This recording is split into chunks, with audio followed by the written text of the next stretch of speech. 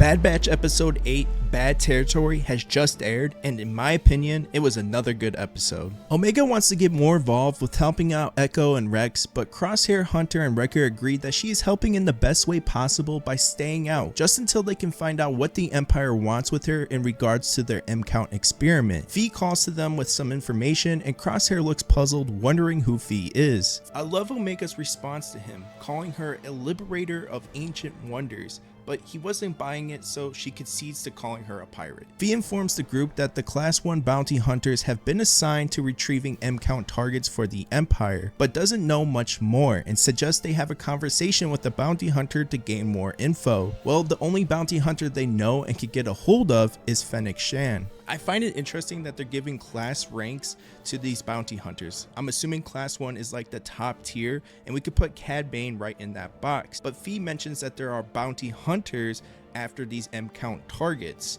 I'm assuming that she's referring to Bane and Boba Fett. And for those of you who don't know, after Jango's death, Bane took on like a mentor role for Boba Fett, imparting lessons and insights. Hunter and Wrecker split off from the group to go talk with Fennec, while Omega and Crosshair stay on Pabu. They arrive at the space station where they make their way to a cantina to talk to Fennec. I never thought I would see a pit droid as a bartender, but he was rocking his role. I mean, look at the drip.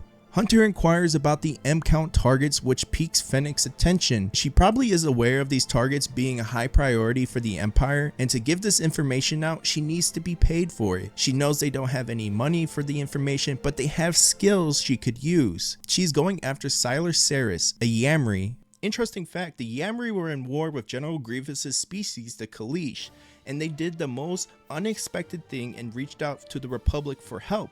And the Republic and the Jedi intervened on the side of the Yamri, which is why General Grievous doesn't like the Republic or the Jedi. Back on Pabu, Crosshair gets examined by AZ, and the medical droid tells him that his hand may never fully recover as he has exhausted all medical treatments for him, and suggests that the problem lays within his head possibly. Crosshair, upset by the news, shuts down and storms off. Hunter, Wrecker, and Fennec arrive on this toxic planet that gives me Florida Everglade vibes, in which they sail down this river and search for Siler. She warns them that the water is very hostile and to keep a lookout. Hunter would tell her to cut the engines as he examines the water, finding out that it's rigged with mines planted by Siler. Fennec commands them to disable them, prompting them to hop in the water and begin to do their best. During this time, Crosshair continues his training where he becomes frustrated with himself as he's not able to hit the target. I love this scene so much because Crosshair is used to dealing with things on his own, but his character has grown so much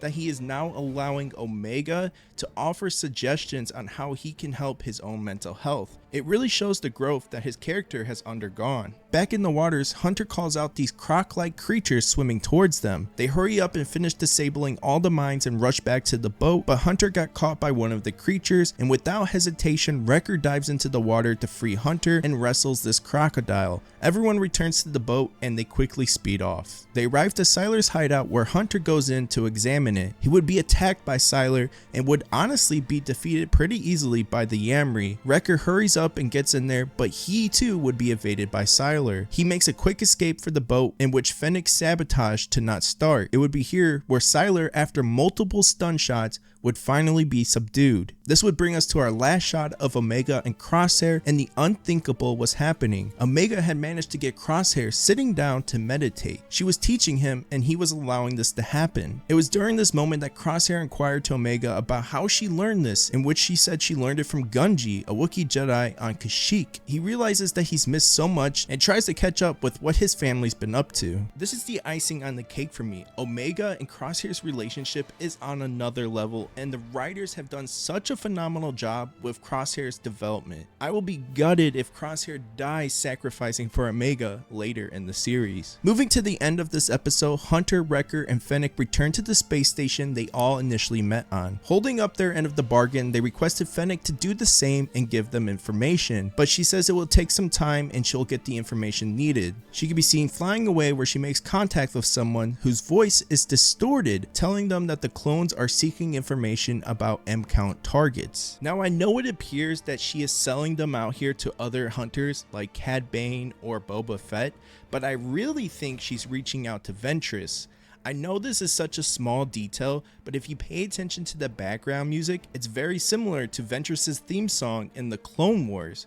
But why would Ventress be interested in the M-Count targets? Asajj Ventress and Quinlan Vos share a complex and evolving relationship that traverses the paths of mentorship, partnership, and romantic involvement. Well, thanks to the Kenobi show, we know that Quinlan Vos is involved in the Hidden Path, known to some simply as the Path. This was a secret underground network that worked to shelter Jedi and other Force sensitives from the Galactic Empire. I think Quinlan Vos is the founder of the Path, and Ventress is out there aiding him. These M-Count targets are likely Force sensitive, and she's trying to collect them and protect them from the Empire.